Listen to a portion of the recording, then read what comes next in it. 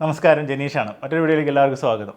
ഇന്ന് നമ്മൾ സംസാരിക്കാൻ പോകുന്ന ടോപ്പിക്ക് എനിക്ക് വളരെ സന്തോഷമുള്ള ഒരു കാര്യമാണ്, അല്ലെങ്കിൽ നമ്മൾ ഒരുപാട് നാളുകളായിട്ട് കേൾക്കുന്ന ഒരു കാര്യമായിരുന്നു. എയർ കേരള എന്നുള്ള നമ്മുടെ കേരളത്തിൻ്റെ സ്വന്തമായ എയർലൈൻസ്, അല്ലെങ്കിൽ കേരളത്തിൽ നിന്ന് സർവീസ് ചെയ്യുന്ന, കേരളം ബേസ് ചെയ്ത് സ്റ്റാർട്ട് ചെയ്യുന്ന ഒരു എയർലൈൻ. അത് നമ്മുടെ കൊച്ചി ഇൻ്റർനാഷണൽ എയർപോർട്ട് ബേസ് ചെയ്ത് ഇങ്ങനെ ഒരു എയർലൈൻ തുടങ്ങണമെന്നുള്ളത് 2006 തൊട്ട് ഗവൺമെൻറ് തലത്തിലും തുടർന്ന് പൊതുജന പങ്കാളിത്തത്തോടു കൂടി നമ്മുടെ CR എയർപോർട്ട് പോലെയൊക്കെ നടത്തണമെന്ന് പറഞ്ഞ് ഒരുപാട് ചർച്ചകളും കാര്യങ്ങളും ഇതുമായി ബന്ധപ്പെട്ട് വാർത്തകളൊക്കെ ഇടയ്ക്കിടയ്ക്ക് ന്യൂസിലൊക്കെ നമ്മൾ കാണാറുണ്ടെങ്കിലും ഇതൊന്നും ഒട്ടും തന്നെ മുന്നോട്ട് പോയിരുന്നില്ല. ഇപ്പോൾ അതിനൊരു പ്രധാനപ്പെട്ട സ്റ്റെപ്പ് ഇന്ന് കിട്ടി എന്നാണ് ഇന്ന് ആഫി അഹമ്മദ്, നമ്മുടെ സ്മാർട്ട് ട്രാവൽസിൻ്റെ MD കൂടിയായ മിസ്റ്റർ ആഫി അഹമ്മദ് ഇന്ന് ഇപ്പോൾ ഒരു വാർത്താ സമ്മേളനത്തോടു കൂടി ദുബായിൽ വെച്ച് വെളിപ്പെടുത്തിയത്. അത് ശരിക്കും ഒരു വളരെ പ്രത്യാശ നൽകുന്നതും, അല്ലെങ്കിൽ നമ്മളൊരു മലയാളിയെ സംബന്ധിച്ച് വളരെ അഭിമാനകരമായ ഒരു കാര്യം കൂടിയാണെന്നാണ് എനിക്ക് പറയാനായിട്ടുള്ളത്.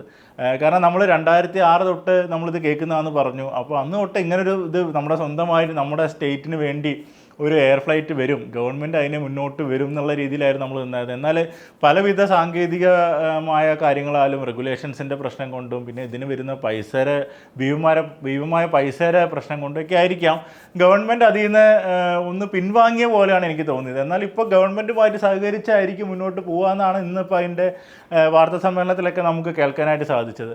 എന്തു തന്നെയായാലും ഇത് പ്രത്യാശ നൽകുന്ന ഒരു വാർത്ത തന്നെയാണ് നമ്മളെപ്പോലുള്ള സാധാരണ പ്രവാസികളെ സംബന്ധിച്ച്. കാരണം നമുക്കറിയാം നമുക്ക് എന്തുമാത്രം പൈസയാണ് ഒരു തിരക്ക് അല്ലെങ്കിൽ ഒരു സീസണൽ ടൈമിൽ നമ്മുടെ കയ്യിൽ നിന്ന് എയർലൈൻ കമ്പനികൾ ഈടാക്കുന്നത് എന്നുള്ളത്. അത് ഇപ്പോൾ ഒരു ഫാമിലി പോവുകയാണെങ്കിലും, ഇപ്പോൾ ഫാമിലി അല്ലാതെ നമ്മൾ ഒറ്റയ്ക്ക് നമ്മൾ ബാച്ചിലേഴ്സായി നിൽക്കുന്ന നമ്മളെപ്പോലുള്ള ആൾക്കാർക്കായാലും ഒരുപാട് പൈസ ചിലവാണ്. ഒന്ന് നാട്ടിൽ പോയിട്ട് വരണമെന്നുണ്ടെങ്കിൽ ഒരു 2000-2500 രൂപ ചുരുങ്ങിയത് ഒരു സീസൺ ഉള്ള ടൈമിലാണെങ്കിൽ നമുക്ക് ആവശ്യമുണ്ട്. അത് 2500 എന്ന് പറയുന്നത് ചിലപ്പോൾ 5000-6000 ദിറംസ് വരെയും പോവാം. അപ്പോൾ അതുപോലെ ഒരു എമർജൻസി സിറ്റുവേഷൻ നമുക്ക് പോകേണ്ടി വരുമ്പോൾ നമുക്കറിയാം നമ്മളെല്ലാവരും ഇവിടെയാണ്. ഇപ്പോൾ നമുക്ക് നാട്ടിൽ എന്തെങ്കിലും ഉണ്ടെങ്കിൽ നമുക്ക് പെട്ടെന്ന് പോകേണ്ടതായിട്ട് വരും. അപ്പോൾ നമ്മൾ ഈ പൈസ എടുത്ത് പോയേ പറ്റൂ എന്നുള്ള ഒരു അവസ്ഥയിലേക്കാണ് കാര്യങ്ങൾ മുന്നോട്ട് പോയിരുന്നത്. അതിപ്പോൾ നമുക്ക് എയർ ഇന്ത്യ ആയാലും എയർ ഇന്ത്യ എക്സ്പ്രസ് ആയാലും ഈ ഒരു പൈസയിലൊന്നും വലിയ കുറവൊന്നും നമുക്ക് ഇപ്പോഴത്തെ അവസ്ഥയിലൊന്നും കാണാൻ സാധിക്കില്ല. എയർ ഇന്ത്യ എക്സ്പ്രസ് ഫ്ലൈറ്റ് മുടങ്ങുന്നു, അല്ലെങ്കിൽ ഒരുപാട് പ്രശ്നങ്ങളുണ്ട്, മോശം ഫ്ലൈറ്റുകളാണ്, പല പല സാങ്കേതിക തകരാറുള്ള ഫ്ലൈറ്റുകളാണ് എന്നൊക്കെയുള്ള പല വാർത്തകളും പുറത്തേക്ക് വരുന്നുണ്ട്. അതുകൂടാതെ ജീവനക്കാരുടെ സമരം, അങ്ങനെ പല പ്രശ്നങ്ങളുണ്ടായിട്ടും നമ്മുടെ കയ്യിൽ നിന്ന് വാങ്ങുന്ന പൈസയ്ക്ക് ഒരു കുറവും എയർ ഇന്ത്യ എക്സ്പ്രസ് വരുത്തുന്നില്ല. അല്ലെങ്കിൽ നല്ല ഉയർന്ന ചാർജ് കൊടുത്ത് തന്നെയാണ് നല്ല സീസൺ ടൈമിൽ അവർ ചാർജ് ഈടാക്കിയാണ് നമ്മുടെ കയ്യിൽ നിന്ന് അവർ യാത്ര നമുക്ക് നൽകുന്നത്. അപ്പോൾ അതുകൊണ്ട് തന്നെ ഇതിനൊക്കെ ഒരു വലിയ വ്യത്യാസം ഈ ഒരു എയർ കേരള വരുന്നവർ കൂടി ഉണ്ടാവുമെന്നാണ് നമ്മുടെ പ്രതീക്ഷ. നമുക്കറിയില്ല ഇനി എങ്ങനെയായിരിക്കും അതിൻ്റെ കാര്യങ്ങൾ മുന്നോട്ട് പോകുക എന്നുള്ളത്. അപ്പോൾ കഴിഞ്ഞ വർഷമാണ് ആഫി അഹമ്മദ് airkerala.com എന്ന വെബ് ഡൊമൈൻ ബ്ലോക്ക് ചെയ്തു എന്ന വാർത്ത പുറത്തേക്ക് വന്നത്. അപ്പോൾ ഞാനത് കണ്ടപ്പോൾ വിചാരിച്ചു എന്തിനായിരിക്കും ഇതിങ്ങനെ ബ്ലോക്ക് ചെയ്തത്, അപ്പോൾ എന്തോ ഒരു നോക്കുന്നുണ്ട്. അത് പിന്നെ ഇത്രയും ആളുകളായതുകൊണ്ട് നമ്മളതിൽ വലിയൊരു ഗൗരവം കൊടുത്തിരുന്നില്ല.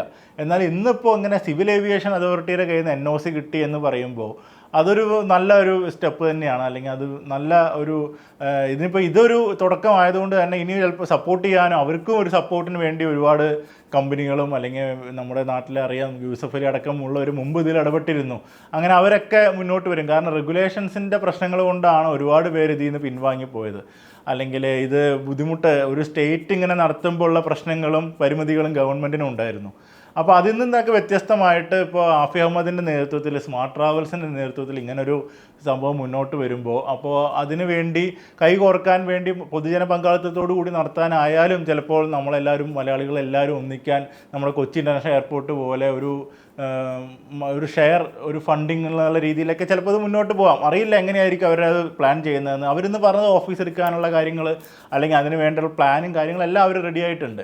അതുപോലെ തന്നെ ഒരു ഏവിയേഷൻ കമ്പനി, നിലവിലുള്ള ഒരു ഏവിയേഷൻ മേഖലയുമായി ബന്ധപ്പെട്ട ഒരു കമ്പനിയും ഇതിനു വേണ്ടി സപ്പോർട്ടായിട്ട് അവർക്കുണ്ടെന്നാണ് പറഞ്ഞത്. ഇന്ന് അയൂബ് കല്ലടയും അല്ലെങ്കിൽ ആഫി അഹമ്മദും കൂടി ഒരുമിച്ച് നടത്തിയ വാർത്താ സമ്മേളനത്തിലായിരുന്നു ഈ കാര്യങ്ങൾ പുറത്തേക്ക് വന്നത്.